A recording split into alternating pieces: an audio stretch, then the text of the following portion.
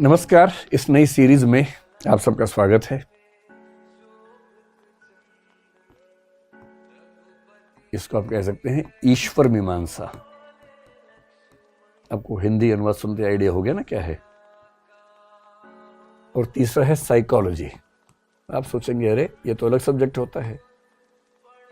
नहीं, साइकोलॉजी अलग विषय बनने से पहले फिलॉसफी का एक सबसेट है। नेचर अलग है दोनों की थोड़ी सी। मेटाफिजिक्स का मूल प्रश्न है कि दुनिया अंततः क्या है, किस चीज से बनी है। जितना डाइवर्सिटी है कहां से आई। तो इसमें बहुत गहराई में अभी नहीं जाएंगे, अभी शुरुआती समय है। लेकिन तीन मूल प्रश्न हैं। पहला, ये दुनिया, ये सृष्टि कैसे बनी। बनाई गई या अपने आप बनी। बनाई गई तो किसने बनाई, किस चीज से बनाई। जिस चीज से बनाई अगर वो पहले से थी तो इसका मतलब बनाने वाले के पास कुछ तो कमी थी। और क्यों बनाई, पर्पस क्या था बनाने का। क्या कभी खत्म होगी। तो कुछ ने कहा एटम से बना है। ध्यान रखना है, साइंस के एटम की व्याख्या से कम 1000 साल पहले कई फिलोसफर्स कह चुके थे दुनिया एटम से बनी है। भारत में न्याय दर्शन बहुत पहले कह चुका था। पश्चिम में अगर आपने नाम सुना हो, डेमोक्रिटस, ल्यूसिपस, दो दार्शनिक हुए साथ साथ थे ग्रुप में, बहुत पहले कह चुके थे दुनिया एटम से बनी है। हाँ, उनके एटम्स की समझ थोड़ी सी अलग थी। जो साइंस ने एटम्स प्रूव किए उनसे थोड़ी सी अलग है, लेकिन हाँ कह तो चुके थे। तो ये दुनिया कैसे बनी, किसने बनाई, क्यों बनाई, इन सब प्रश्नों का उत्तर है कॉस्मोलॉजी। फिर जो लोग ईश्वर को मानते हैं, कुछ धर्म हैं जो ईश्वर को नहीं मानते, जैसे जैन धर्म ईश्वर को नहीं मानता है, बौद्ध धर्म ईश्वर को नहीं मानता है। कुछ और धर्म जैसे एक ताओ धर्म है, लाओ त्से का, चाइनीज परंपरा में है, वहां ईश्वर की धारणा वैसी नहीं है। कन्फ्यूशियस के धर्म में ईश्वर की धारणा वैसी नहीं है। लेकिन बहुत सारे धर्म ईश्वर को मानते हैं। जैसे भारत में जो वेदांत परंपरा है, हिंदू धर्म, वैष्णव धर्म जिसको बोलते हैं, वो मानता है। सिख धर्म मानता है। फिर जो तीनों सेमेटिक धर्म हैं, यानी कि यहूदी, इस्लाम, ईसाई, तीनों ईश्वर को मानते हैं। तो जो लोग ईश्वर को मानते हैं उनके सामने ईश्वर से जुड़े सारे प्रश्नों के बारे में जो बातचीत होती है उसको बोलते हैं ईश्वर मीमांसा। ईश्वर है या नहीं है, तो कितने हैं, फिर उसका स्वरूप क्या है, क्या हम उसकी गुणों से व्याख्या कर सकते हैं या नहीं कर सकते, सगुण है कि निर्गुण है, मतलब पर्सनलिस्टिक है कि इम्पर्सनलिस्टिक है या नेचुरलिस्टिक है। ऐसे बहुत सारे नोशंस हैं ईश्वर के बारे में। फिर ईश्वर अगर है तो वो संसार में है या संसार से परे है। संसार में है तो वो संसार से अलग कैसे है, अलग है तो संसार के लोगों के दुख सुनता कैसे है, या वो संसार में भी है और संसार से परे भी है। इन सब कंसेप्ट के नाम हैं अलग अलग। जैसे ईश्वर अगर संसार से परे है तो इसको डाइथीज्म कहते हैं। संसार में है अगर वो, तो इसको पैंथीज्म कह देते हैं। संसार में भी है, अलग भी है, तो पेनिथीज्म कह देते हैं। इन सब के अलग अलग नाम है धारणाओं के। पर लोगों ने बहुत फुर्सत से इस पर विचार किया है कि किन प्रश्नों का उत्तर क्या हो सकता है। तो ये सारे सवाल ईश्वर के बारे में। और तीसरा है साइकोलॉजी। साइकोलॉजी है कॉन्शियसनेस के बारे में। देखिए, फिलॉसफी का सबसे गहरा सवाल तो ये है कि मैं कौन हूं। एक बॉडी है हम सबके पास, वो तो मर जाती है, खत्म हो जाती है।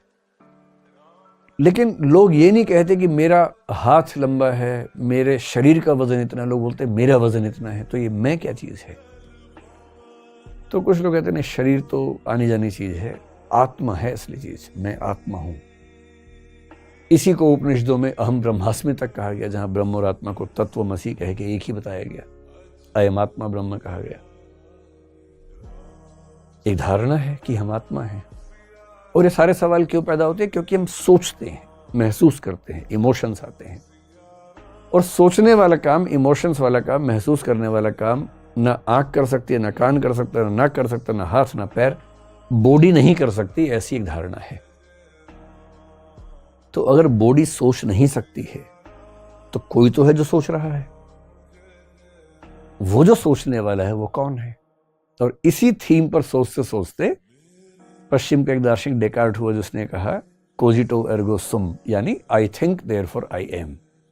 ये आपने सुना होगा, टी शर्ट पे लिखा होता है आजकल लोगों की, पढ़ते नहीं इसका मतलब क्या है, टी शर्ट पे लिखवा के घूमते रहते हैं, I think therefore I am, मैं सोचता हूं इसलिए मैं हूं। वो बेचारा डेकार्ट 17वीं सेंचुरी का दार्शनिक, न्यूटन के समय का दार्शनिक है, वो ये कहना चाह रहा है कि मैं सोचता हूं, बॉडी नहीं सोचती है, कोई तो सोच ही रहा है, जो सोच रहा है वही मैं हूं, वही आत्मा है। सुन के कितना अच्छा लगता है, आपको भी लग रहा होगा ना कि आत्मा फाइनल हो गई अब तो, कितना अच्छा लगता सुन के, मजा आया था सुन के। लेकिन इसके बाद कंप्यूटर विकसित हो गए और कंप्यूटर के सीपीयू में आत्मा नहीं लगाई जाती है, हार्ड डिस्क होती है और उसमें क्या क्या होता है, एक एल्गोरिथमिक एएलयू होती है, अरिथमेटिक और लॉजिकल यूनिट होती है, एक मेमोरी यूनिट होती है, और वो सीपीयू और उसके पार्ट्स बिना आत्मा के गणितीय सवाल भी सॉल्व कर देते हैं, रीजनिंग भी हमसे अच्छे कर लेते हैं, अब तो लैंग्वेज भी करने लग गए हैं, उनकी मेमोरी भी हमसे शार्प हो गई है, हम तो भूल भी जाते हैं, वो भूलते ही नहीं कभी, हमें याद रहे तो भी कई बार निकाल नहीं पाते बाहर कि यार 1 मिनट रुको, याद नहीं आ रहा, एग्जाम के बाहर निकलते याद आ जाता है। कंप्यूटर में तो ये भी नहीं होता कि जो है खटाक से रिट्रीव हो जाता है, याद आ जाता है। उनका तो ये भी है कि अगर मेमोरी ज्यादा होगी कंप्यूटर में, हार्ड डिस्क में ली, बाहर निकाल ली और भर ली, बाद में फिर अंदर ले आए। हम तो ये भी नहीं कर सकते, थोड़ा बाहर निकाल दिया फिर वापस लेके आ गए, बाहर निकला तो फिर निकल ही गया कि बार में काम खत्म। अब कंप्यूटर के विकास ने और आर्टिफिशियल इंटेलिजेंस के बाद तो बड़ी तबाही है। मनुष्य एक ही भरोसे पे चल रहा है पिछले 20-25 साल से कि आर्टिफिशियल इंटेलिजेंस कुछ भी कर ले, क्रिएटिव थिंकिंग नहीं कर सकती, इमोटिव तरीके से नहीं सोच सकती। इन दावों की हवा 10 साल में निकल जाएगी और 2 दिन पहले निकल भी गई है। बल्कि 2 दिन पहले हमारी टीम के एक मेंबर ने मुझे एक ऐप दिखाई। उसने क्या दिखाई, उस दिन पता नहीं क्या तबाही गई, कई लोगों ने मुझे लिंक भेजा उस ऐप का अलग अलग जगह से। एक AI पता नहीं क्या उसका नाम है, आप कहेंगे तो बता दूंगा, आपको पता ही होगा, आप लोग तो यंग लोग हैं। ऐसी ऐप आ गई है कि आपको कहानी भी अगर लिखनी है, उसमें क्रिमिनल कहानी लिखनी है, मान लीजिए सनसनी वाली कहानी, ऊपर इंडेक्स में आप लिखेंगे कि भाई ऐसी कहानी लिखनी है, ये कैरेक्टर का नाम है, ये हत्यारा होना चाहिए, ये पुलिस वाला होना चाहिए, अब एक कहानी सोचो, एंटर करो, 3, 4, 5 सेकंड में एकदम एक नई कहानी लिखी हुई आ जाती है। ये क्रिएटिव थिंकिंग नहीं है तो और क्या है। बड़ी तबाही आने वाली है आने वाले समय में। जितना हमको लगता है कि हम लोग बहुत ही यूनिक टाइप के लोग हैं, कुछ नहीं है, हम गोरिल्ला के चचेरे भाई हैं। हम दरअसल वही हैं, हम पेड़ पौधों के 370 करोड़ साल बाद के वंशज हैं और उसी तरीके से हमारा विकास हुआ। तो कॉन्शियसनेस की पूरी स्टडी फिलॉसफी में जब करते हैं, इसको बोलते हैं साइकोलॉजी। मन क्या है, बुद्धि क्या है, मस्तिष्क क्या है, प्रज्ञा क्या है, चेतना क्या है, कॉन्शियस माइंड क्या है, सबकॉन्शियस माइंड क्या है, अनकॉन्शियस माइंड क्या है, इच्छाओं और विवेक के बीच का जो द्वंद्व है, एक तरफ लस्ट है, डिजायर्स हैं, एक तरफ उसे कंट्रोल करने वाला सुपर ईगो है, ये द्वंद्व क्यों होता है, कन्फ्लिक्ट क्यों होता है, इन सारी की सारी स्टडीज को एक बात में बोलते हैं साइकोलॉजी। इसी में आत्मा को लेकर बात होती है। अब जैसे भारत में है, 9 दर्शन में से 7 आत्मा को मानते हैं। बौद्ध दर्शन बोलता है कि आत्मा नहीं होती है। तो क्या होता है भाई, सोचते कैसे हम? तो सरल भाषा में कहें तो जैसे तार के अंदर जो करंट है बिजली का, वो इलेक्ट्रॉन्स का प्रवाह है, ठीक वैसे ही आत्मा नहीं है, चेतना एक प्रवाह में रहती है, एक फ्लो में रहती है, नदी की तरह रहती है, कोई वस्तु नहीं है। उनका भी काम चल गया। और चारवाक तो अपना अलग ही रहता है एकदम। उससे किसी ने पूछा भाई क्या है, आत्मा है? बोले आत्मा क्या होती है? कुछ नहीं होती आत्मा होती। तो चेतना प्रवाह, बोले ये भी कुछ नहीं होता है। तो सोचता कौन है? बोले शरीर ही सोचता है। शरीर ही ऐसे गुणों से युक्त है कि उसमें चिंतन का गुण विकसित हो जाता है। लोगों ने इतना मजाक बनाया, हम भी खूब मजाक बनाते थे उसका पढ़ाई के दिनों में, लेकिन कंप्यूटर के विकास के बाद लगता है कि ये सही ना साबित हो जाए।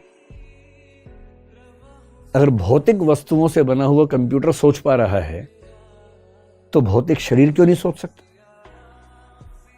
कम से कम सोचने का एक तरीका तो है।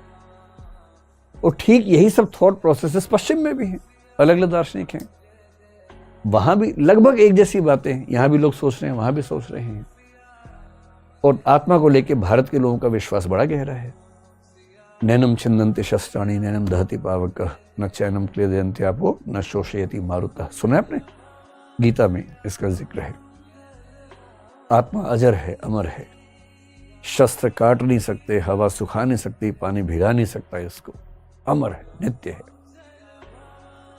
लेकिन साइकोलॉजी में हर तरह की धारणा, भारत की, पश्चिम की, उन सबको पढ़ने का रिवाज है। आप समझ पा रहे हैं या दर्शन से मन उब गया आप लोगों का?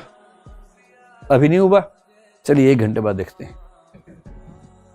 हालांकि अब 10-15 मिनट के बाद छोड़ देंगे। तो फिलॉसफी में जो सबसे रोचक ब्रांच है वो है मेटाफिजिक्स। हालांकि आजकल के जो नए फिलोसफर्स है वो बोलते हैं कि मेटाफिजिक्स से बात करना व्यर्थ है, समय खराब करना है, क्योंकि हम कितनी भी ताकत लगा लें इसके बारे में कुछ जान नहीं सकते। और इसलिए मेरे सबसे प्रिय दार्शनिकों में से एक कांट, इमैनुअल कांट, जर्मनी के 18वीं सेंचुरी के दार्शनिक हैं, उन्होंने एक विचार दिया एग्नोस्टिसिज्म, जिसका मतलब अज्ञेयवाद, जिसका मतलब है कि हम जान ही नहीं सकते, हम ईश्वर के बारे में जान ही नहीं सकते, आत्मा के बारे में जान ही नहीं सकते। जब जान ही नहीं सकते तो क्यों टाइम खराब कर रहे हो भाई? छोड़ो। आस्था का सवाल है। यदि आप ईश्वर को मानना चाहें तो शौक से मानिए, ना मानना चाहें शौक से मत मानिए।